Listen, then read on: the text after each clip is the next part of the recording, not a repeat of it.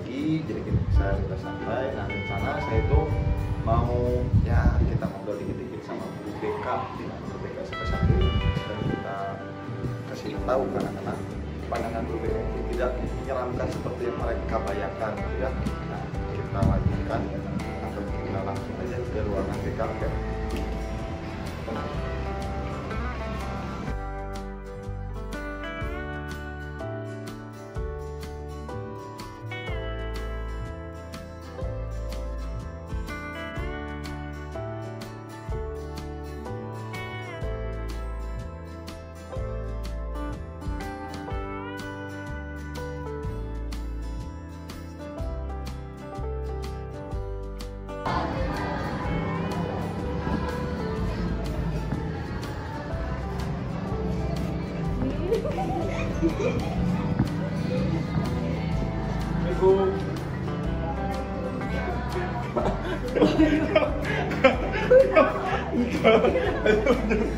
Assalamualaikum. Nah ini guru BK Satu Promotor Bu. Ya ini ada apa? Saya bikin channel ya. Channel itu konten kita ngobrol motivasi juga, terus informasi untuk anak-anak. Karena kan banyak orang yang nggak tahu ibu itu seperti apa gitu ya. Masih banyak yang memandang ibu itu seram gitu karena BK ya. Ya makanya kita ubah mindset itu, ruang BK itu ternyata menyenangkan gitu. Kita mulai Bu, boleh di ruangan? Ya Bu, sebelumnya maaf mengganggu waktunya. Mungkin Ibu sedang sibuk. Sekarang mungkin pulang jam berapa ya? Pulang hari Jumat tuh? Hari Jumat itu jam 16.00. Oh 16.00. Mungkin Ibu ada kesibukan nggak? Nggak deh. Karena kita udah janjian. Ada sebenarnya. Jadi sebelum dimulai Bu, jadi gini, saya tuh bikin konten itu Bu ya. Memulai konten ini untuk kita kan dari daerah Bu ya, banyak apa tuh namanya anak-anak atau angkatan cici lah utamanya yang berprestasi di luar sana. Jadi saya tuh mau pengen bikin sebuah video motivasi kalau kita meskipun di daerah tapi kita bisa berprestasi seperti teman-teman kita. Ada yang masuk ke timnas bola tangan, teman saya ada juga teman saya yang ikutan basket masuk ke IBL juga kayak gitu. Jadi jangan berpandangan sekolah di kita itu kita nggak bakal jadi apa-apa, itu salah. Itu kembali lagi ke mindset anak dan orang tuanya, mungkin gitu Bu ya. Nah gitu. Nah mungkin ini video pertama ngobrol dengan Bu Dede namanya. Mungkin nanti kedepannya saya bisa konten dengan guru-guru atau tokoh-tokoh lain yang bisa memotivasi anak ataupun khususnya di warga Pelabuhan Ratu gitu Bu ya. Nah sebelum ke inti Bu ya. Iya boleh. Mungkin ini belum inti ya?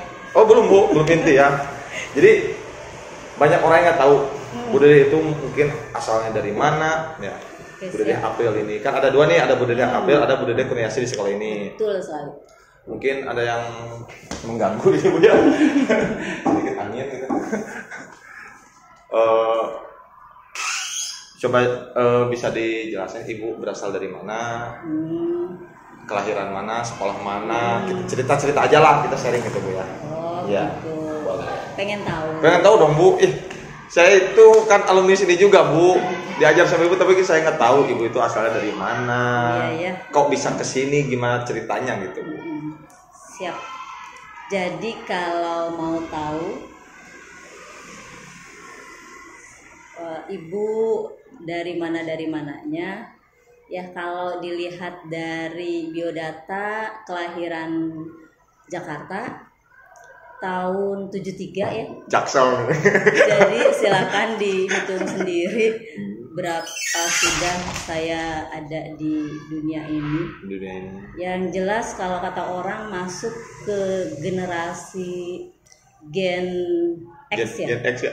Gen X itu gen yang sangat-sangat menyenangkan sekali ya.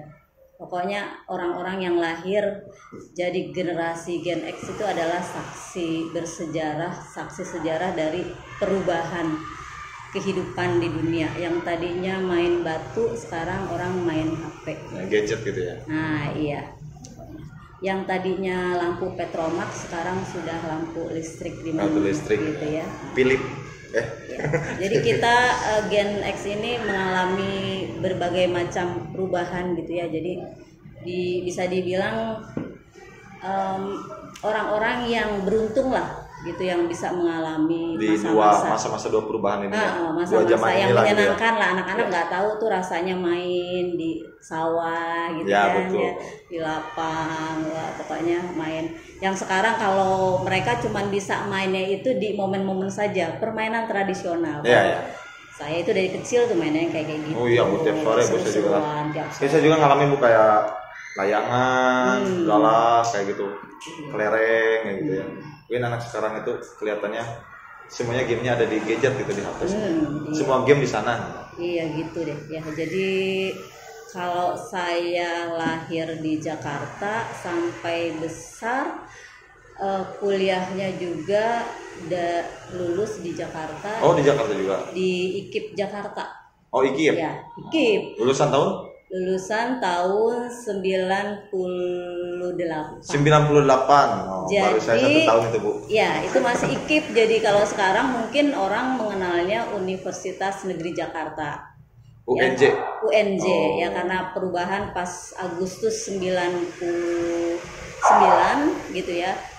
Jadi saya itu lulus sebelum perubahan. Jadi masih ibaratnya masih lulusan IKIP Jakarta. IKIP. Oh iya. Iya, masih lulusan IKIP Jakarta, bukan lulusan UNJ karena lulusnya tahun 98. Terus ke pelabuhan itu? Ke pelabuhan itu di 98 itu begitu lulus sempet honor di dekat rumah SMP, tapi hanya beberapa bulan karena ada situasi di Jakarta 98 itu ya. Ya, kurang tahu. Nah, kebetulan orang tua sudah di Sukabumi. Nah, karena khawatir jadi disuruh pindah ke Sukabumi sambil menunggu adanya ujian PNS gitu ya.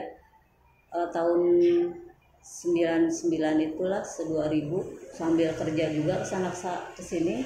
Saya itu belajar kerja mulai dari pabrik sampai sales di jalan, itu ngerasain. Terus kemudian pas ada PNS dicoba langsung gitu ya? Iya, ikut dan langsung lulus. Mantap. Itu rezeki awal mana bu ya? Ya, ditempatinnya begitu lulus ditempatinnya di Cigaru. Di Cigaru dulu. SMP 2 Simpenan.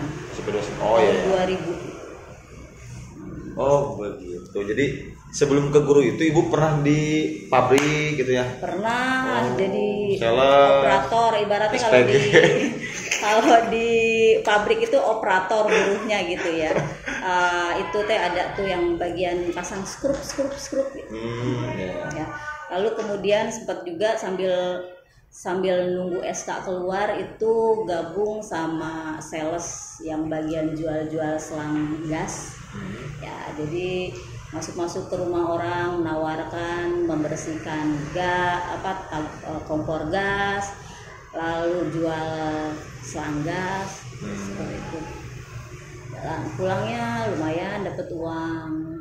Ya, jadi setelah lulus kuliah itu bukan berarti kita langsung kerja sesuai itu bu ya? Enggak. Pasti masih ada proses juga, waktu yang harus ditempuh. Selama menunggu itu mungkin ibu juga yang tadi mengambil waktu untuk kerja di tempat lain gitu ya? Iya, jadi nggak diam karena memang kalau memang ada kesempatan buat bisa menghasilkan, kenapa tidak ya? Kenapa tidak gitu. Jadi nggak ada istilah gengsi-gengsian lah. Yang gengsi itu kalau sudah selesai kuliah tapi masih minta ke orang tua, itu gengsi gitu. Tapi kalau makanya apa aja lah yang penting halal gitu ya, bisa dapat kerja ya udah dijalanin. Waktu kemarin seperti itu. Tapi alhamdulillah begitu ada tes PNS pertama kali lolos ujian langsung ditempatin di Cigaru. Pindah ke SMP 1 pelabuhannya tahun 2007. 2007. Jadi hampir 7 tahun itu karena kebetulan saya dapat suaminya juga orang sini ya, orang pelabuhan di Otista gitu. Jadi Makanya kemudian saya menetap di Pelabuhan Ratu. Karena posisinya jauh kalau ke Cigaru, akhirnya kemudian mengajukan pindah dan alhamdulillah akhirnya diterima di SMP 1 tahun 2007. 2007. Oh, berarti 17 tahun Bu ya?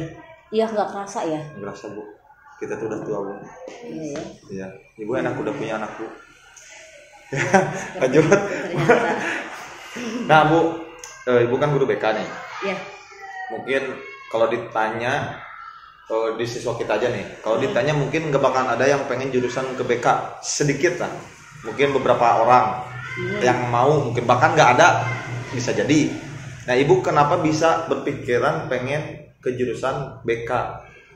Apa ada sesuatu hal di diri Ibu, pengalaman Ibu yang biasanya Ibu ya korban atau apapun, jadi pengen menjadi apa ya namanya, obat untuk orang-orang yang selalu dibully atau di apa gitu biasanya, apa pengen aja gitu? Apa keturunan? Kenapa ya pengen jurusan BK? Jadi gini, saya itu lulus SMA tahun 91. Lulus SMA? Iya. Lulus 91. Nah, sesuai dulu SMA itu saya jurusan A3 zaman dulu itu IPS ya kalau sekarang.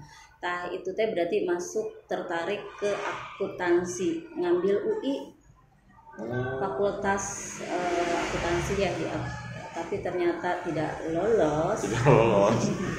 Aku coba lagi sambil nunggu waktu ujiannya, kan waktu itu kesempatannya bisa 3 kali tuh, lagi zaman saya itu ikut ujian si Pemaru zaman dulu teh UMPTN. Oh kalau ini SNPTN, kalau sekarang tuh apa ya namanya? ANBT. SNBT. SNBPTN. Itu. Ya pokoknya itulah ke perguruan tinggi ya. Masuk perguruan tinggi itu ada kesempatan 3 kali. Yang pertama gagal, tahun pertama, tahun kedua masih ngotot mau ke UI gitu ya. Gagal.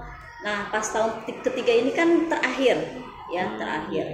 Kemudian kita pikir nih, sepertinya gitu skornya itu terlalu sulit untuk dicapai untuk masuk perguruan tinggi.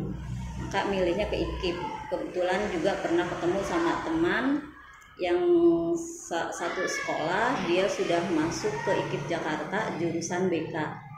Jadi itu teh sebenarnya cuman ngelihat temen, ikutin biar ada temen juga. Dia kok bisa dapet ke BK lulusan gitu loh. Gitu. Dapat ke IKIP lulusan BK. Udah deh, saya ikut coba masuk BK, siapa tahu memang cuman sampai situ skor saya. Dicoba dan ternyata memang skornya skor anak IKIP. Standar IKIP gitu ya.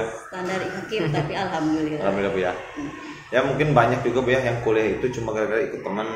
Banyak Bu kejadian mungkin sampai zaman sekarang juga pengen kesana jurusan sana itu bukan karena bakatnya, karena temen. Banyak juga yang itu mungkin itu balik lagi ke pribadinya. Apakah bisa mengikuti perkuliahan atau gimana mungkin gitu Ibu ya. Iya. Baik lagi ya. Tapi memang ini ya, itu kan waktu lagi zaman saya ya, skor seperti itu. Kalau sekarang mungkin semua itu kan sudah sama. Jadi IKIP itu kan udah dirubah menjadi universitas. Oh iya. Ya. Jadi skornya mungkin sekarang mah sama. Sudah bisa setara dengan universitas yang lain lah gitu ya. Tinggi, nah gitu. Jadi kalau saya sih bilang saya orang yang beruntung lahir pas di zaman dimana saya mendapatkan banyak sekali kemudahan gitu. Masuk perguruan tinggi, masuk ke IKIP gampang, masuk PNS-nya sekali ujian langsung dapet. Alhamdulillah. Ya intinya perbedaan itu waktu zaman dulu Bu ya. Dan kalau zaman sekarang itu mungkin UNJ itu salah satu universitas yang susah juga sekarang. Susah juga. Persaingannya ketat juga gitu Bu ya. Kan sekarang universitas dia udah jadi universitas. Udah keren-keren lah sekarang universitas udah luar biasa. Kalian tinggal mungkin pilih-pilih universitas yang kalian jangkau gitu ya. Yang kalian minati jurusannya mungkin kayak gitu. Jadi memang memilih pertama itu idenya dari ketemu sama teman yang sudah pernah lolos di IKIP Jakarta jurusan BK. Jurusan BK. Iya. Ya mungkin dengan lulusnya ibu di BK, jurusan BK dan sekarang SMP 1. Nah, kan saya juga salah satu murid ibu ya 2000. Saya masuk SMP 1 itu 2009, lulus 2012. Ya, dan sekarang jadi partner kerja ibu, menangani anak. Coba Bu ceritakan dikit perbedaan nih. Perbedaan zaman, jangan terlalu jauh-jauh lah. Zamanan 10 tahun ke belakang lah, 10 tahun ke belakang dengan sekarang itu, anak itu perbedaannya seperti apa sih, perilakunya, karakternya yang ibu lihat. Mungkin kan BK itu yang lebih tahu Bu ya, yang lebih menangani lebih dalam gitu ya tentang karakter anak. Ya seharusnya juga guru-guru lain juga pasti udah pada tahu, tapi BK kan lebih menjurus gitu Bu ya, lebih tertuju pada karakter atau perilaku anak itu. Perbedaannya seperti apa? Ya perbedaannya mungkin kalau lagi tahun zaman dulu HP masih untuk beberapa orang saja ya kan, masih tahun 2007 lah ibaratnya. HP juga kan masih orang nyebutnya HP nyit-nyit doang ya. Cenit-nyit. Cenit-nyit. Jadi tahan banting. Iya, itu kan kemampuannya juga terbatas ya, hanya cuman telepon SMS saja, SMS. Tapi kalau sekarang kan HP itu benar-benar bisa masuk ke sebuah dunia yang begitu luar biasanya gitu ya. Segala informasi ada di situ, segala hal banyak ada di situ gitu. Jadi bedanya anak dulu sama anak sekarang ya, anak dulu masih suka main bareng-bareng kemana-mana gitu ya, masih senang bersosialisasi kalau ada acara-acara ya. Kalau sekarang kalau mereka sudah dapat diperbolehkan bawa HP, udah dipastikan tuh nggak akan ada deh komunikasi satu sama lain. Kalaupun mereka berkomunikasi pasti melalui HP mereka. Padahal deket, masing-masing pegang HP, main di permainan yang sama gitu. Yang ngobrolnya lewat HP, nggak langsung. Tapi kalau zaman kemarin-kemarin mah ya itu anak-anak masih asik lah ya. Mungkin jam istirahat itu ngumpul gitu ya. Gitu. Ya betul-betul. Mungkin kita juga nggak bisa menyalahkan teknologi mungkin Bu ya. Karena kan makin sekarang itu kita harus dituntut dengan teknologi. Yang mungkin kita kembali lagi ke anak dan peran orang tua mungkin Bu ya.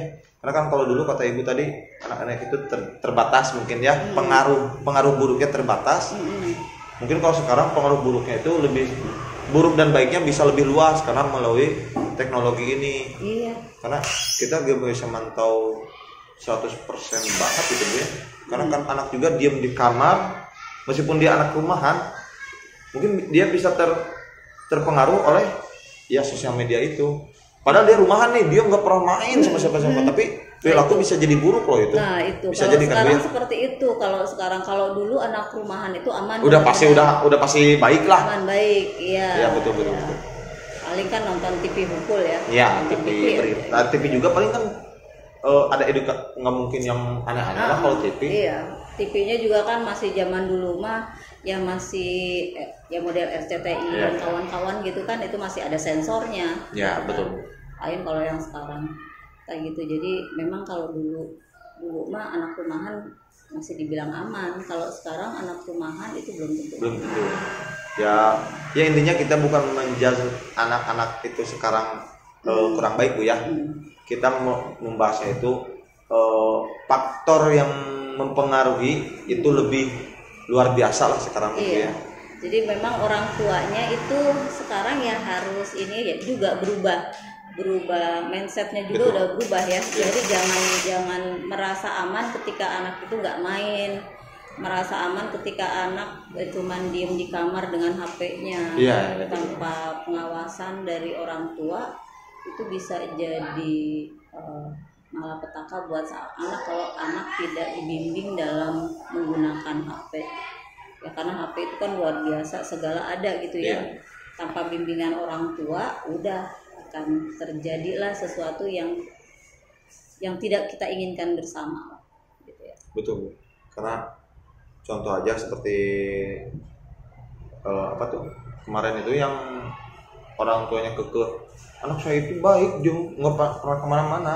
Padahal kan bukan masa nggak kemana-mananya, emang apakah HP-nya dikontrol ketika itu ya orang tuanya jadinya kan tahu sendiri dan malu sendiri juga karena dia kurang perhatiannya, kurang apa tuh namanya, pengawasannya tentang HP anak itu. Ternyata ya gitu kata ibu tadi, betul, karena pengaruhnya luar biasa. Tanpa kita tahu anak itu bisa terpengaruh yang ya gitulah pokoknya, hal-hal yang itu ya. Iya, memang harus perlu pendampingan orang tua sebelum memberikan HP, harus memberikan rambu-rambu ke anak, ya kan, lalu juga pendampingan, lalu kalau bisa ya ada waktu, diberikan waktu tertentu dan anak didorong untuk lebih ikut kegiatan yang bersifat sosial. betul Gitu, jadi bolehlah main HP tapi ada waktunya. Dan kalau bisa anak tetap digiring tuh untuk kegiatan eskul atau diajak keluar kegiatan bersama orang-orang gitu ya. Berilah kesibukan yang positif gitu ya. Biar sosialnya itu juga terbangun lah gitu. Ya. Mungkin kalau dulu Bu ya, zamanan saya itu kalau apa-apa kita harus ke warnet Bu ya. Terbatas gitu. Kalau anak-anak sekarang itu lebih mudah dia mencari informasi, pengetahuan, ilmu, mereka tinggal buka HP, padahal buka HP kalau niatnya bagus gitu ya. Kalau niatnya bagus ya sebenarnya gampang gitu. Kadang suka sirik gitu ya kalau lihat budak enak gitu. Iya. Memang zamannya kan ya, zamannya itu kan sekarang itu serba mudah, serba instan ya. Apa-apa sebenarnya dimudahkan lah. Kayak zaman dulu mungkin kita kalau mau masak nasi juga kan berapa kali proses tuh. Ya. Ditanam, kemudian dimasukin lagi ke kalau sekarang kan tinggal cuci, masukin aja ke Magicom, tinggalkan jadi. Kalau dulu mah kan harus gigihan lah, proses giginya lama, proses pematangan juga lama. Dikukus lagi, habis dikukus pas diangkat harus dikipasan deui gitu ya. Akel kata orang Sunda ta. Kalau zaman sekarang kan anak-anak sekarang nggak kenal tuh yang kayak gitu proses nasi, taunya ada di Magicom aja, cuci beras, simpen, pencet. Udah selesai. Jadi anak-anak sekarang terbiasa dengan hal-hal yang instan dia. Iya. Tuh. Anda bagaimana? Ya, kalau ya kebetulan kan saya juga di sini baru-baru jadi ini Bu ya, kesiswaan Bu ya.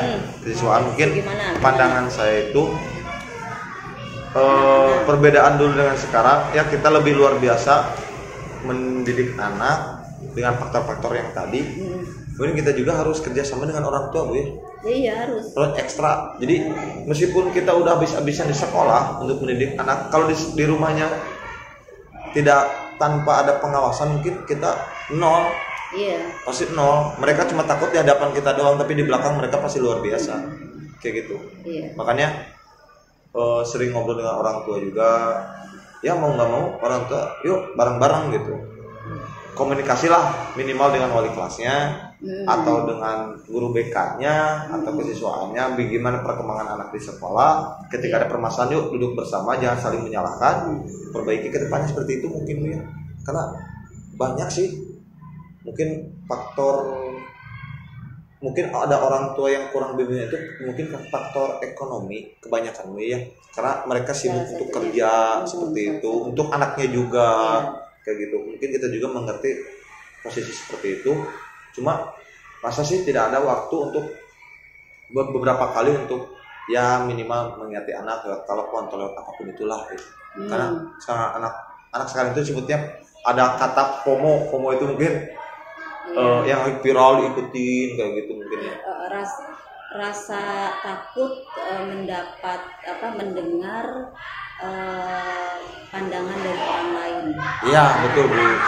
Jadi dia walaupun sebenarnya dia nggak suka, tapi karena dia ngeri kalau nanti sama orang disebut aneh atau tidak normal atau gini, jadi makanya akhirnya dia mengikuti yang orang banyak walaupun sebenarnya dia nggak suka itu gitu ya itulah beberapa yang kemudian muncul gara-gara sampai sekarang tuh anak-anak ya model FOMO gitu ya katanya, generasi sandwich. Ada beberapa hal lagi ya, pemahaman yang sekarang sebenarnya perlu ini sama orang tua dan guru ya ke anak-anak kita, konten-konten yang tanpa disadari gitu ya, tanpa disadari menyerap di anak-anak kita. Konten-konten itu paling lama berapa menit sih? Nggak yang lewat beranda itu, ya kan? Walaupun hanya sekedar ngomong, berbalas-balasan atau curhat gitu, marah-marah, tapi tanpa disadari itu sebenarnya bisa masuk menjadi pemahaman buat anak. Kalau anak tidak dapat bimbingan dari orang tua, tidak kurang banyak baca, kurang wawasan, itu pemahaman-pemahaman yang salah sama mereka itu bisa ditelan bulat-bulat tuh. Ya seperti misalnya ini sudah menghilang alhamdulillah ya, misalnya kasus barcode. Ya, kasus barcode itu muncul 2 tahun yang lalu lah. Ya sekarang alhamdulillah udah nggak ada. Itu muncul karena awalnya juga kalau dilihat anak-anak bilang, Bu, cuma sekedar ikut-ikutan. Dari mana? Dari TikTok. Jadi di TikTok bilang kalau kamu punya masalah, alihkan sakitmu dengan cara menyakiti diri sendiri. Ya, jadi dilukai itu ya. Mereka merasa itu benar, rasa sakitnya pindah.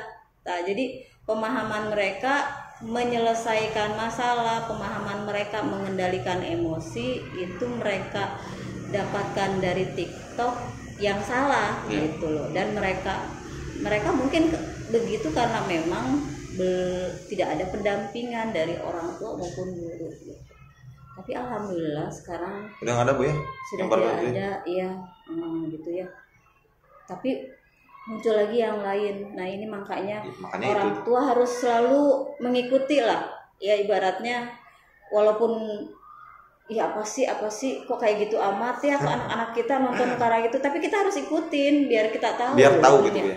Dunia mereka seperti apa, dan ketika ada hal-hal yang dirasa bertentangan gitu ya, baik norma sosial atau norma agama, ya kita harus kasih penjelasan pemahaman, jadi biar mereka nggak salah langkah gitu.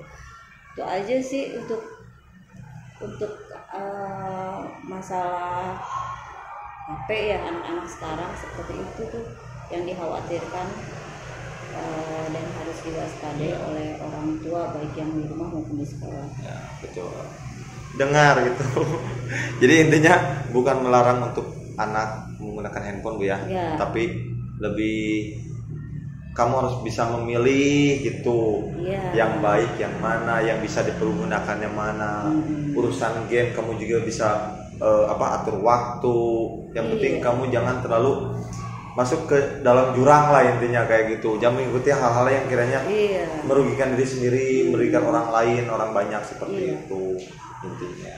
Tren-tren yang tidak sesuai sama nilai-nilai kita, baik sebagai orang Indonesia maupun sebagai seorang Muslim kayak atau yang beragama lah, agama itu teh harus ditangkal gitu. Jadi kita benar-benar harus punya filter ketika kita itu ya, jangan sembarangan mengikuti ya. Kalau ternyata ini bukan perilaku yang baik, ini orangnya bermasalah, berperilaku tidak baik, ya jangan kita ikuti, jangan kita cari tahu untuk apa. Kalau nanti ujung-ujungnya tanpa kita sadari, kita lihat terus tuh, oh ternyata mereka gini ya gayanya, oh ternyata mereka bahagia ya. Misalnya kita lihat nih pasangan LGBT nih, ya ada orang atau ada tokoh yang gitu ya, menyimpang gitu. Terus kita ikutin dia bikin konten yang lucu, jadi tanpa kita sadari itu sebenarnya akhirnya membuat kita, oh bagus ya, oh nggak apa-apa ya, oh nggak apa-apa berarti kalau seperti itu.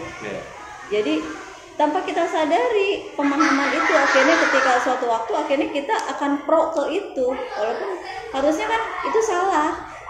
Itu salah. Berawal dari cuma pengen lihat lucunya doang ya. Berawal dari suka lihat karena lucu, karena rame tanpa menyadari bahwa itu meresap ke kita yang akhirnya merubah pemahaman kita. Dan akhirnya kita berpihak ke mereka. Padahal sudah jelas-jelas ya itu hal yang tidak boleh. Betul. Kan? Yang selanjutnya ini Bu ya. Tadi udah disampaikan di depan juga. Ruang BK ini adalah BK ini bisa disebut ruangan yang sangat menyeramkan gitu ya. Betul. Bisa disebut kayak rumah hantu gitu ya. Anehnya itu, tapi saya tidak pernah menyerah. Saya selalu di setiap kesempatan mengajak kepada semua siswa. Walaupun ada perubahan loh Pak, sebenarnya bisa dibilang kalau di SMP 1 gini ya. Ada beberapa anak yang, Bu, aku nanti istirahat mau ketemu ibu ya. Oh, udah mulai anak yang itu sebenarnya udah lama. Gitu ya. Kalau Marcel Cici, Bu, ada nggak sih Bu yang kemudian kepengen jadi guru BK? Ada. Ada. Gitu ya. Mungkin karena dia sering konsultasi gitu ya kan, sebenarnya orang selalu beranggapan yang masuk ruang BK itu yang bermasalah, itu enggak, padahal sebenarnya anak-anak yang pintar-pintar juga itu kadang-kadang kalau mereka tidak datang sendiri saya ajak gitu ya, saya undang ke sini, diajak ngobrol gitu. Alhamdulillah sih walaupun dari berapa kelulusan ya, tapi ada tuh satu sekarang mungkin lagi kuliah tuh di UPI. Oh, ada juga? Iya, kenal pasti deh yang siapa ya namanya, lupa saya itu deh. Ada sekarang lagi mungkin kuliah di SMA. Jurusan BK itu bisa kategorikan seperti dokter Bu ya? Enggak dong. Enggak, maksudnya lebih ke karena melihat ada kata menyembuhkan. Mungkin. Jadi lebih ke apa ya sebutnya?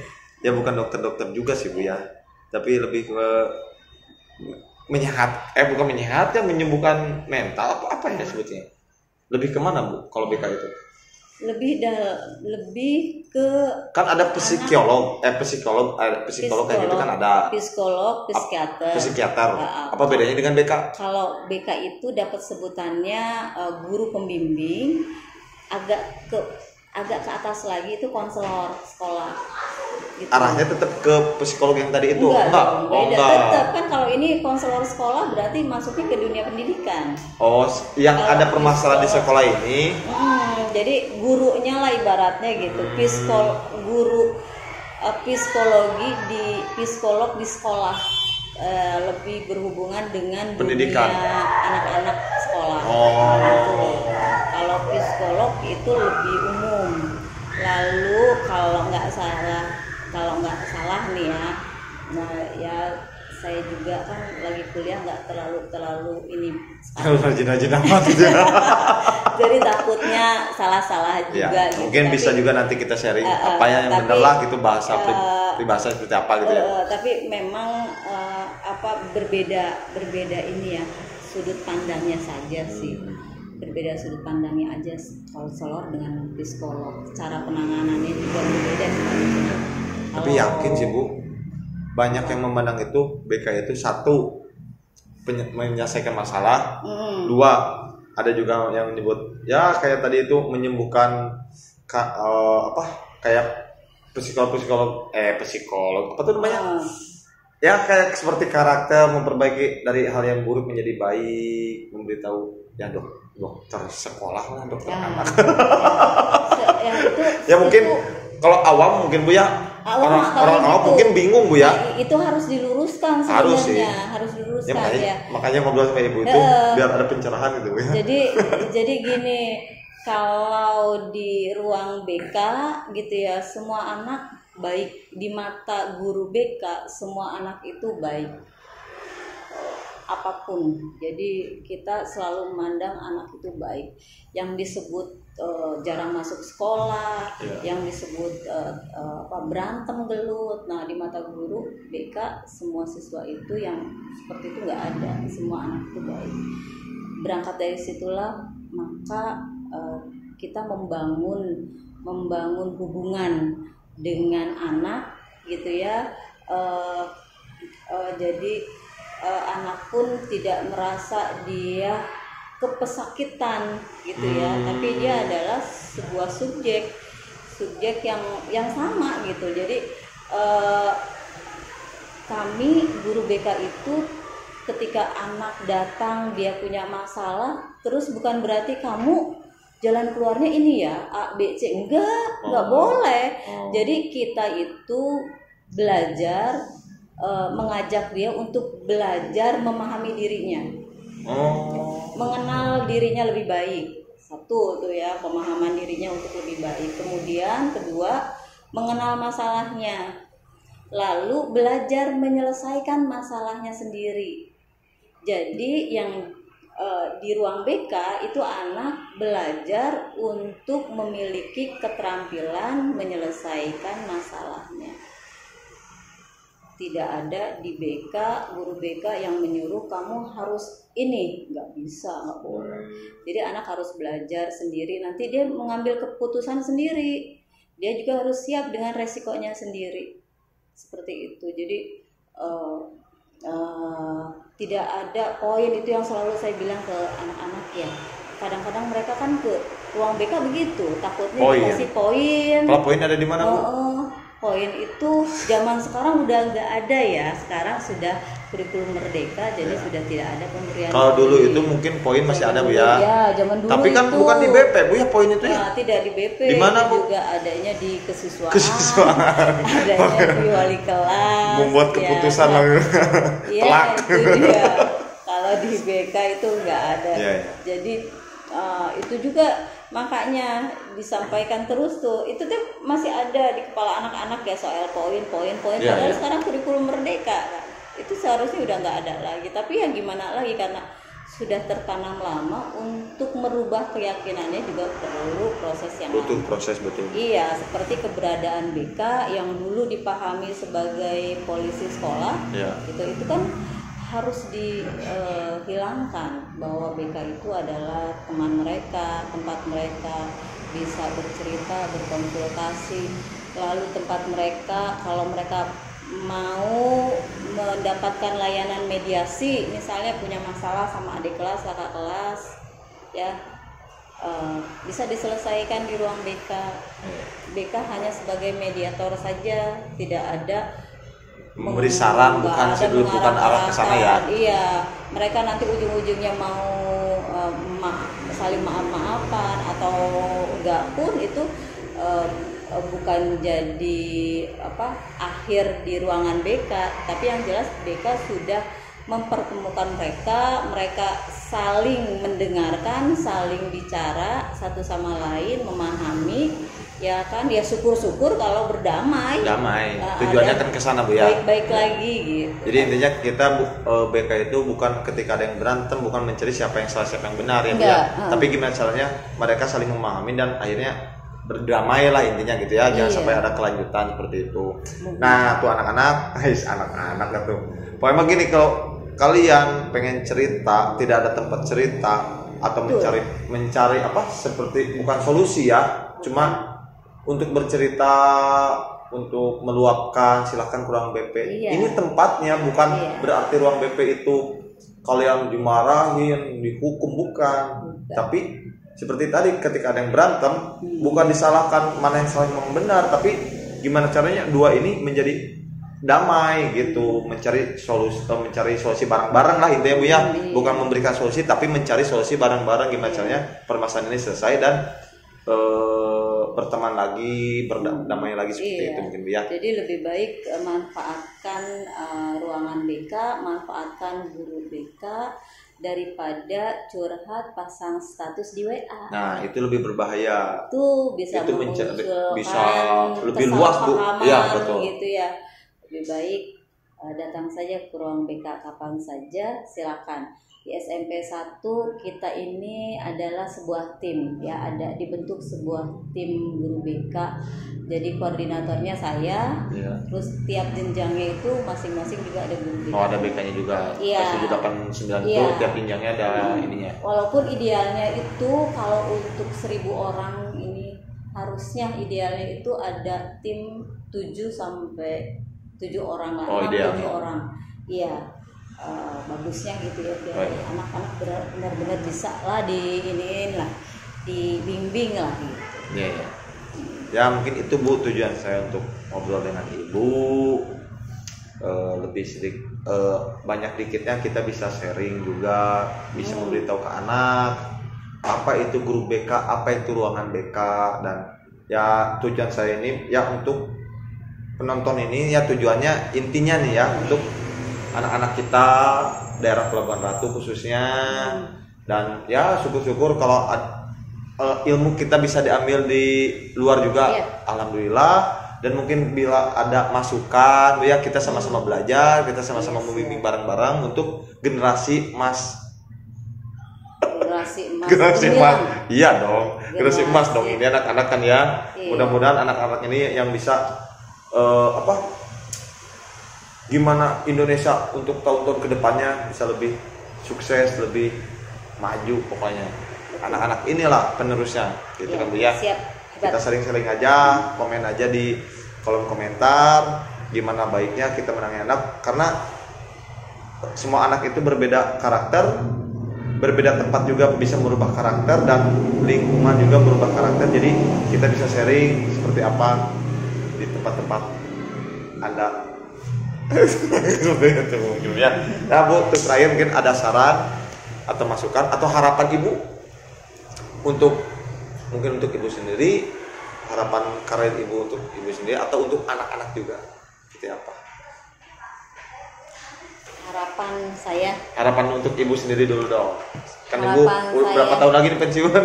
Adalah ya, hitung aja sendiri gitu ya, sampai 60 tahun mungkin ya. Harapan Ibu apa nih untuk diri Ibu sendiri?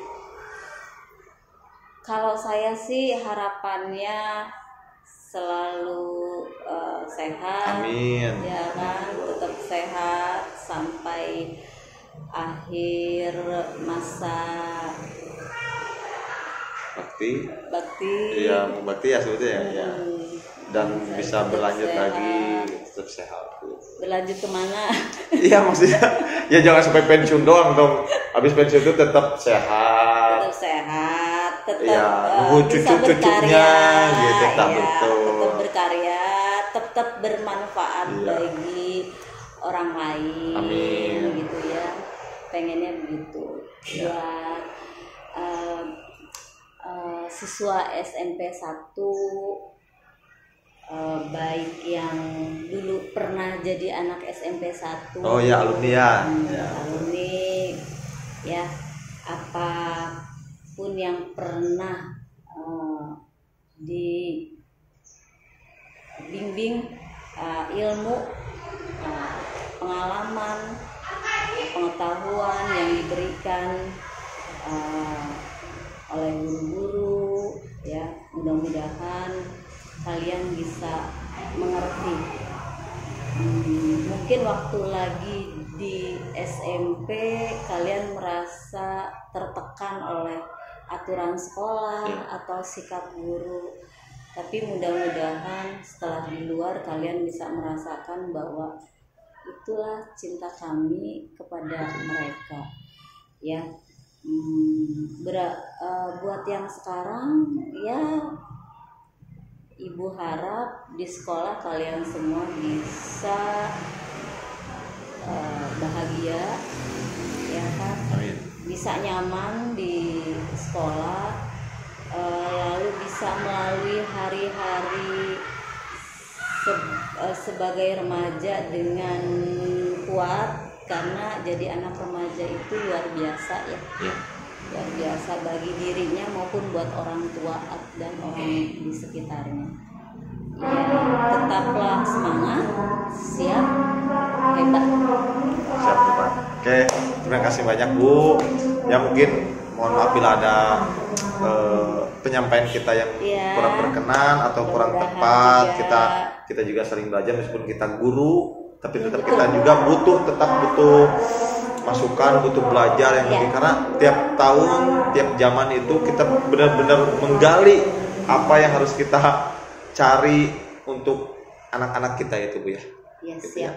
Ya, terima kasih banyak. Jangan lupa untuk subscribe, bantu support channel ini.